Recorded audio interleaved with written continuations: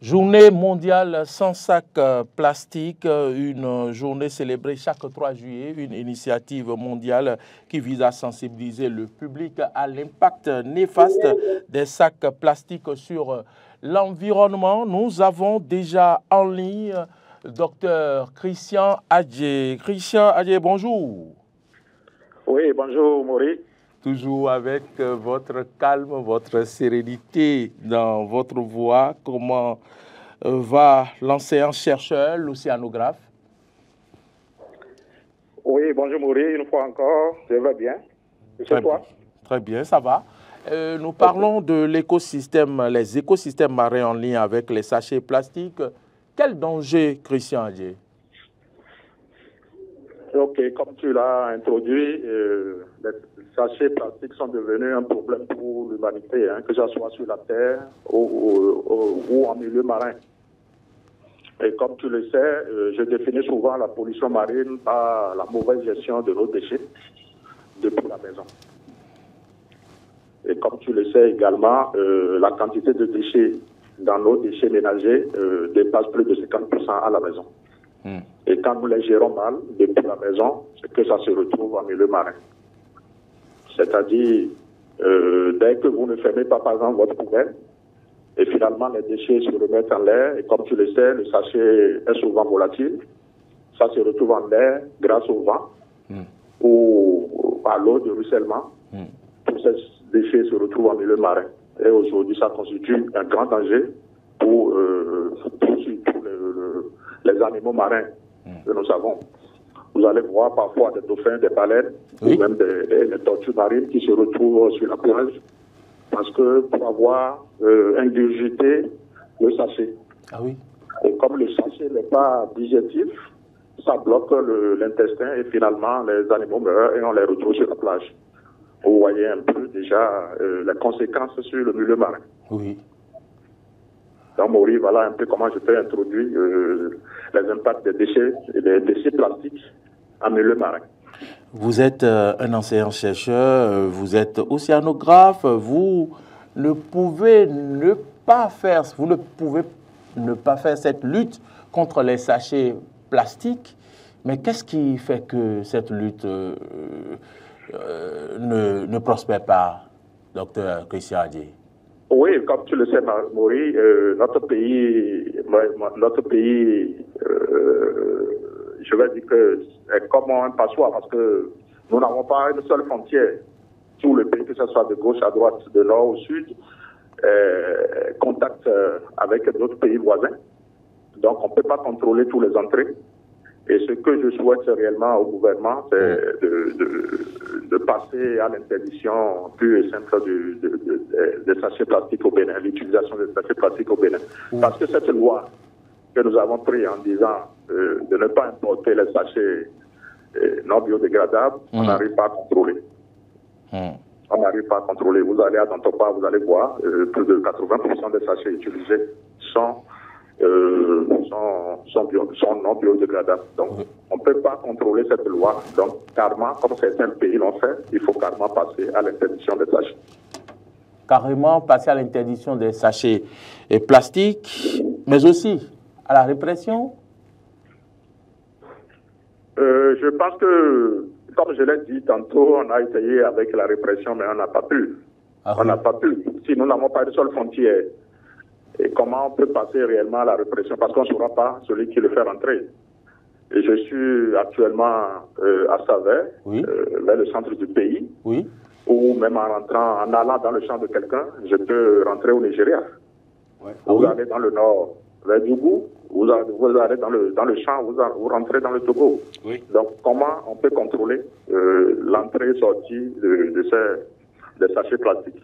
Ça va être un peu difficile.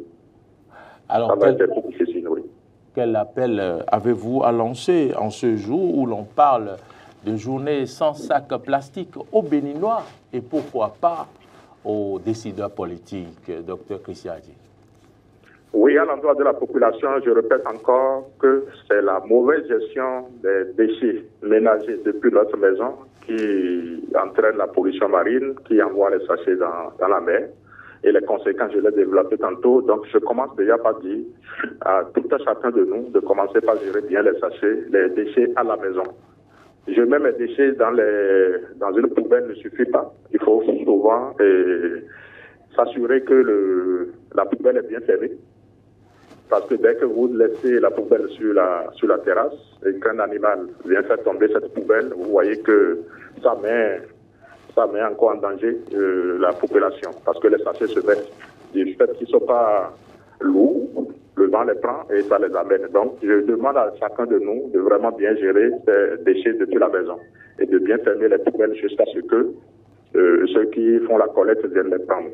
Et à la population, au gouvernement, comme je l'ai dit, il faut carrément qu'on évolue un peu dans ce test que nous avons pris pour qu'on passe à l'interdiction des sachets, à l'interdiction d'importation des sachets au Bénin. Certains pays l'ont fait, ils ne sont pas morts. Et aujourd'hui, ils s'en sortent quand même pas bien. Parce que si on n'interdit pas, on ne pourra pas gérer déjà la quantité de déchets qui sont là. Si on peut interdire maintenant, avec tout ce qui se fait par la population et les ONG, nous allons finir par avoir le dessus là-dessus. Donc, j'invite vivement le gouvernement à passer à l'interdiction de l'importation des sachets au Bénin. Vous nous suivez depuis 8 heures, depuis Savet, vous l'avez dit. Je ne suis pas seul sur ce plateau. Laurent Roland-Tonekes a une petite question pour vous avant qu'on ne vous laisse partir. Okay. Bonjour, docteur. Oui, bonjour, comment allez-vous? Je vais très bien. Alors, ma question, c'est... Au fait, vous parlez de bien gérer les déchets, mais le problème aujourd'hui, est-ce qu'il n'y a pas nécessité d'éduquer les populations au tri des déchets? Qu'est-ce que vous voulez dire par là? C'est-à-dire que quand vous avez les déchets chez vous, vous savez où mettre les sachets de côté et mettre les autres déchets de côté. Et ça permet aussi aux gens de pouvoir maîtriser les sachets. Parce qu'aujourd'hui, quand vous parlez de maîtriser les déchets, c'est que d'autres personnes mettent les déchets dans les sachets. Et vous savez aussi que ça pollue toujours l'environnement. Pourquoi ne pas éduquer les populations aujourd'hui au tri des déchets? Oui, c'est vrai que je suis allé au degré 2. Sinon, effectivement, on pourrait commencer déjà à partir du degré 1, c'est-à-dire commencer déjà par éduquer la population. Depuis l'école même. Depuis l'école, amener nos enfants à ne plus jeter les sachets un peu partout. Dès qu'ils finissent avec leur bonbon ou bien avec leur biscuit ou même le yaourt, qu'il ait en même temps l'intuition de mettre ces sachets dans la poche jusqu'au contact d'une poubelle avant de mettre dedans. Donc on pourrait... Des poubelles spécifiques pour les sachets? Allô? Des poubelles spécifiques pour les sachets? Oui, il y a aussi ça, hein, parce que, comme je l'ai dit, beaucoup de pays l'ont fait, et nous avons fait également ces pays. Dans chaque maison, il y a souvent près de 3 poubelles. Vous avez les poubelles pour les déchets dégradables, vous avez des poubelles pour les sachets, et vous avez également des poubelles pour tout ce qui est plastique, et tout ce qui est bouteilles et autres. Oui. Vous voyez, donc on peut déjà commencer par également sensibiliser les populations sur tous nos moments par rapport à ça, pour qu'on ait ces poubelles, on ait plusieurs poubelles à la maison. Merci beaucoup. Docteur Christian Adjei? Oui. Un mot de la fin, si vous le voulez. Un mot de la fin, je remercie beaucoup Eden TV qui m'a donné l'opportunité de m'exprimer sur ce sachet qui est vraiment un désastre pour la nature.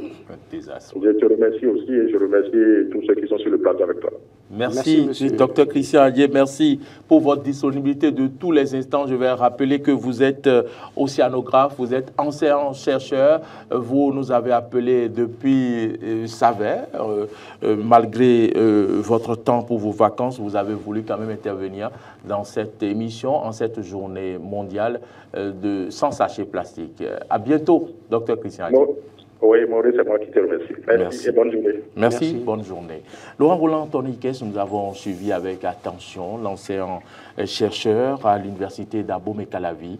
On va demander à la régie de nous appeler tout de suite Sandra Idossou, qui attend notre appel. Mais déjà, avec tout ce que vous avez entendu, comment peut-on arriver à cette lutte de façon concrète? C'est vrai qu'il y a quelques années, on a eu une volonté politique. On a pu voir notre compatriote Sandra Idossou qui est montée au créneau pour dénoncer l'utilisation des sachets plastiques non biodégradables. Oui. Mais est-ce qu'on a à un moment donné senti qu'elle s'est retrouvée seule dans ce combat? Le ministère du cadre de vie l'avait accompagné au début, on a pu voir les actions, mais après on a vu qu'elle s'est retrouvée seule. Je crois que pour commencer par en finir avec l'utilisation des sachets plastiques, il faut nécessairement commencer par sanctionner. Sanctionner, déjà, je prends un exemple simple, je crois que là, si la régie nous suit, dans notre pays, nous mangeons quelque chose qu'on appelle comme. Les Togolais, en tout cas les Minants, les autres là, les Ghanéens qui ont commencé à manger, c'est un mets qui vient de ces pays, le font dans des feuilles de maïs. Mais il se fait qu'aujourd'hui, avec l'évolution, on le fait dans les sachets plastiques. Si tout le monde décide de ne plus acheter comme en sachet... Pourquoi vous parlez d'évolution? C'est cancérigène, ça. Oui, mais on estime qu'on évolue et qu'on ne peut plus utiliser les feuilles, qu'il faut des sachets. Malheureusement, oui, si on voit l'image... Voilà, c'est les images que j'ai prises. C'est les images que j'ai prises au marché de Lomé. Dans un marché à Lomé. On comprend que les gens stockent. Les gens vendent ça. Ça, c'est des sacs qui sont vendus. Et je vous posais la question hors antenne ici. Et si la saison n'est pas une saison de maïs, il faut acheter, stocker. Ça, c'est des sacs. Vous allez voir peut-être deux images. Il y a des petits paniers dans lesquels il y a les feuilles. Et vous voyez là, par exemple, c'est des paniers. Vous comprenez que Sandra Idossou est en ligne. Sandra Idossou, bonjour. Bonjour. C'est un réel plaisir pour moi de vous avoir en direct sur ce plateau. Vous intervenez dans la matinale, c'est Matin d'Éden sur Eden TV. Merci à vous. Je rappelle que vous êtes activiste écologiste béninoise. Vous êtes militante pour la protection de l'environnement et la promotion de l'artisanat local au Bénin. Vous êtes connue pour votre engagement contre l'utilisation des sachets plastiques à travers votre campagne Sachet Relou. Sandra Idossou, où en sommes-nous avec cette lutte?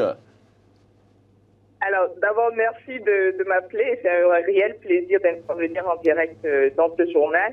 Aujourd'hui, bien évidemment, 3 juillet, le monde entier parle de la journée sans sachets plastiques. Et c'est normal de se poser des questions.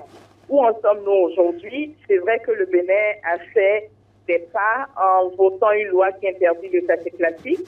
Mais malheureusement, nous nous sommes rendus compte qu'une fois que la loi était votée, malheureusement, la mise en application peine. Souvent, quand on me demande, je prends du plaisir à dire qu'il faut peut-être demander aux autorités où est-ce qu'elles en sont, puisque la mise en application de cette loi ne dépend que des autorités. Oui. Nous, en tant que société civile, nous ne pouvons que sensibiliser, nous ne pouvons que tirer la sonnette d'alarme, mais il faut quand même reconnaître que nous n'avons pas les moyens. Nous ne pouvons pas avoir la pression pour la mise en application de cette loi. Et donc, je pense que à des moments comme ça, c'est important de demander aux autorités où elles en sont par rapport à la mise en application. On ne peut pas voter une loi qui défend la santé de nos populations, qui défend la préservation de l'environnement, sans mettre derrière un moyen de répression. Nous avons tous vu ce qui s'est passé avec le casque, avec le port du casque.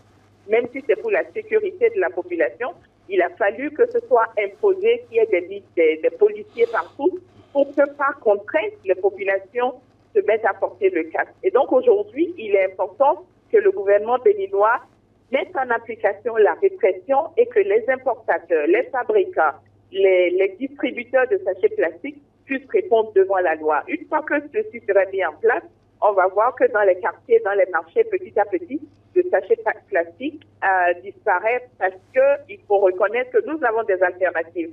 C'est la présence de sachets plastiques qui fait qu'on a l'impression que les alternatives n'existent pas. Mais le jour où les portes d'entrée seront fermées, nous allons nous rendre compte que les alternatives sont bien là et qu'elles n'attendent que nous pour les utiliser. Voilà ce que j'avais à dire. Alors oui, les autorités vont répondre à la préoccupation qui concerne là où nous en sommes concernant la lutte, mais vous menez une lutte. Est-ce que les populations ont intégré cette sensibilisation? Je pense que oui. Je veux dire, au bout de 7 ans, on ne peut pas dire que les populations n'ont pas été sensibilisées. Nous avons eu énormément de sensibilisation, que ce soit dans les écoles, que ce soit dans les marchés. Le gouvernement même a mis en place des campagnes de sensibilisation. Pour moi, la question n'est pas liée à la sensibilisation. Ma préoccupation, c'est la présence de ces sachets plastiques. Et donc, il est important que les autorités ferment les entrées de sachets plastiques, Mais bien évidemment, cela ne veut pas dire qu'il faut arrêter la sensibilisation. Il faut continuer par en parler. Il faut surtout axer la sensibilisation vers nos enfants qui aujourd'hui, dans nos écoles, mangent tous les jours dans les sachets plastiques pour que eux au moins, ils deviennent demain des citoyens qui comprennent ces enjeux de sachets plastiques. Alors aujourd'hui, on comprend que dans les supermarchés, dans les pharmacies, les lignes ont bougé quelque peu.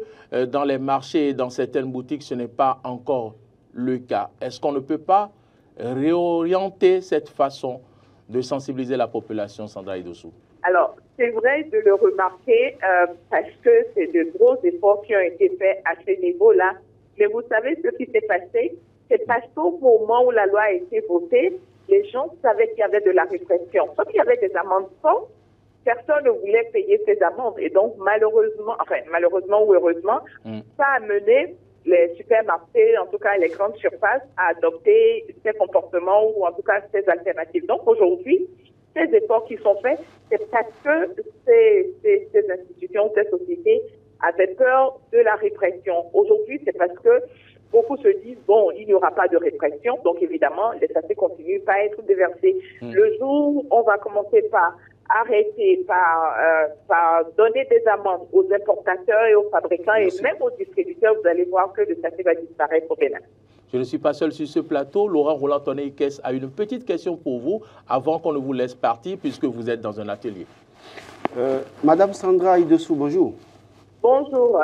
Alors, quand vous faites le point, le bilan de ce que vous avez eu à faire comme effort dans le cadre de cette campagne de lutte contre l'utilisation des sachets plastiques. En 7 ans. Oui. Qu'est-ce que vous avez envie de dire aux Béninois aujourd'hui et quelle peut-être interpellation à l'endroit des autorités qui, au départ, ont semblé vous accompagner, mais on a pu voir par la suite qu'il y a un relâchement.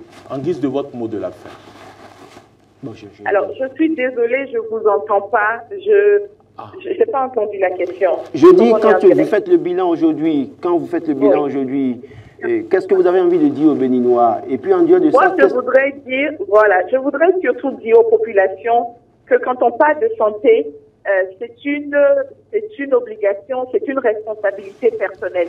Donc je voudrais juste dire aux Béninois que c'est à eux de prendre soin de leur santé, c'est à eux de refuser le sachet plastique parce que le sachet plastique n'a rien de bien.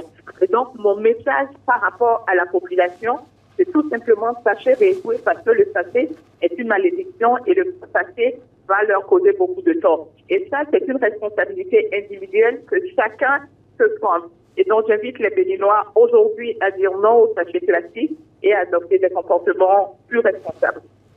Merci beaucoup. Merci à vous. Alors, il y a quelques semaines, on vous a vu à une conférence du côté de Kigali et on voit que vous intervenez maintenant au plan africain. Pour finir, après la campagne sachet rééloué au Bénin, qu'est-ce que Sandra Idossou fait maintenant au plan africain? Pour finir. Bon, comme je dis, je ne vous entends pas très bien, mais je voudrais vous inviter. Après sachet rééloué, on vous a vu il y a quelques jours à une conférence à Kigali. Au Rwanda, qu'est-ce que Sandra fait maintenant au Rwanda? Au plan africain. Alors, non, ce que vous avez vu, ce n'était pas récent. Mais je continue pas à militer pour la préservation de l'environnement. Je continue pas à militer pour tout ce qui touche à la consommation locale. Mais je voudrais aussi profiter de votre antenne pour inviter les auditeurs à participer le 26 juillet prochain à la marche nocturne qui a pour objectif de sensibiliser les populations sur tout ce qui touche à ce fléau de sachets plastiques. Et donc, rendez-vous 26 juillet à 18h pour cette marche nocturne qui aura lieu à la gare de l'OCBN et qui va affronter plusieurs artères de Cotonou pour que nos populations comprennent qu'il ne faut pas utiliser le sachet plastique et surtout qu'il ne faut pas le jeter sur nos artères. Très bien. Merci. Merci Sandra Idossou. Merci à vous de nous avoir appelés. On vous souhaite une très bonne journée. On aura l'occasion de vous recevoir sur ce plateau dans quelques jours.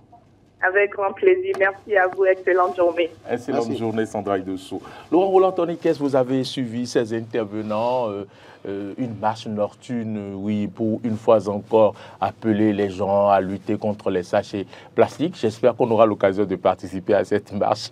Pourquoi pas nocturne. Mais je pense qu'au-delà de la marche... Nocturne, ça me fait rire. Oui, mais je pense pourquoi c'est nocturne? Non, mais peut-être c'est une option, c'est une manière de faire. C'est pour éviter la chaleur. En fait, les gens font les marches les matins, les samedis matins et autres. Ouais. Mais je crois que c'est aussi une innovation que de faire une marche la nuit. Ouais. Ça vous permet aussi de contempler la beauté de votre ville, de votre pays. Parce que quand vous marchez... Ah oui, c'est vrai. Quand vous marchez du site de l'OCBN jusqu'à un point donné à Cotonou, vous imaginez comment est-ce que les artères sont éclairées. Oui, tout ça, vous avez raison. Ça vous permet aussi de faire du vide dans votre tête, pourquoi pas. Vous pouvez nous appeler si vous nous suivez, vous avez envie de dire 2 mots avant qu'on ne clôture cette émission. Appelez-nous au 96 76 68 68 pour parler donc de cette lutte contre les sachets, ce que vous en pensez, votre regard sur cette lutte depuis quelques années. Excusez-moi. Alors donc, j'estime fondamentalement qu'au-delà de la marche, il faut maintenant passer à la répression. Si vous ne réprimez pas, les gens vont avoir l'habitude. Si par exemple, on donne un moratoire, on dit à partir de ce jour, 3 juillet 2024, jusqu'au 31 décembre 2024, on permet aux gens de vendre les stocks de sachets qu'ils ont là. Mais à partir du 1er janvier, sans état d'âme, toute vendeuse ou revendeuse qui vend des sachets, on prend une brûle devant elle. Quand on commence comme ça, je suis sûr qu'on va venir à bout de cette affaire. Et Sandra aussi l'a dit, il faut qu'on passe aux amendes. Voilà, parce qu'on a pu voir comment est-ce qu'elle a rappelé la lutte pour les casques, dans le port de casque. Ouais. Donc, je crois qu'il faut commencer par là. Et plus loin, c'est-à-dire que quand je disais tout à l'heure, je demandais à Boris de nous montrer les images. Les feuilles de maïs, nous produisons du maïs dans ce pays. Regardez, vous sortez d'ici, vous avez du champ de maïs, des champs de maïs un peu partout à gauche et à droite. Oui. On peut acheter ces feuilles-là, on peut développer une activité autour de ça. À Lomé, les gens ont développé une activité autour de ça. Il y a des gens qui ne vendent que ça. Vous allez dans des marchés à Lomé, les gens veulent vendre les feuilles de maïs et c'est dans des sacs ou dans des paniers. Vous voyez, c'est dans ça, c'est rien que vous avez comme mais je vois qu'il y a les maïs aussi. C'est pas maïs, c'est les feuilles. Parce qu'on a déjà enlevé le maïs. Ah, d'accord. C'est les feuilles qui sont comme ça. Et donc, il y a des gens qui n'ont d'autres activités que ça. Donc, c'est à ça que vous m'invitez maintenant. Donc, les gens peuvent vendre ça. Comme deuxième activité, c'est ça? Oui, si vous voulez, pourquoi pas. Si par exemple, vous sortez d'ici et que tous les Béninois se lèvent maintenant pour dire aujourd'hui, plus jamais de comment sachet, je n'en mange pas. La vendeuse vient au bord de la voie avec comment sachet. Elle ne vend pas Elle ne vend pas. La prochaine fois, je suis sûr qu'elle ira dans les champs pour chercher à acheter ça. Mais il va falloir mettre beaucoup de soin à laver ses feuilles avant de mettre. Oui, justement. Comme dedans. Vous savez, quand vous mangez. Toutes les vendeuses ne sont pas patientes. Oui, non, je crois que quand. Par exemple, ça c'est une photo que j'ai prise. L'autre photo, c'est quoi? L'autre photo, je l'ai prise dans un marché à Lomé. Ici, ça, c'est une photo que j'ai prise à la frontière. C'est déjà les. À Ilakodi. C'est les feuilles de manioc. Oui, feuilles de manioc. Mais les gens préparent la cassa dedans. C'est tout comme on fait dans la cassa dans les feuilles de terre ici. Oui, mais il y a des gens qui, malheureusement, malgré le nombre de terre que nous avons dans ce pays, font de la cassa dans des sachets. Oui, tout à fait. Donc, si par exemple, chez moi, si vous faites l'erreur d'acheter sachet à cassa en plastique, en sachet plastique, vous amenez, je ne mange pas. Ça, on me connaît pour ça. Donc, si tout le monde commence par dire, à partir d'aujourd'hui, je ne mange plus d'acassa en sachet, je ne mange plus de com en sachet, je crois que déjà les vendeuses, les dames là qui font comme un peu partout sur notre territoire national, ne vont plus acheter des sachets chez les revendeuses. Si les revendeuses n'ont pas d'acheter de sachets, elles vont changer d'activité. Je crois que c'est à ce niveau qu'il faut jouer maintenant. L'État va jouer sa partition, mais nous, citoyens aussi, en tant que citoyens, si je vais dans une pharmacie, ou bien, heureusement dans les pharmacies, les gens ne savent plus dans les sachets, mais quand je vais dans des supermarchés, dans des endroits où on me sert dans les sachets, je refuse. Je prends les sacs en tissu là. D'abord, chaque maison doit avoir maintenant son sac pour faire les ravitaillements. Je sors de ma maison avec un sac en tissu, ou sachet ou un sac biodégradable et je vais acheter au marché avec ça.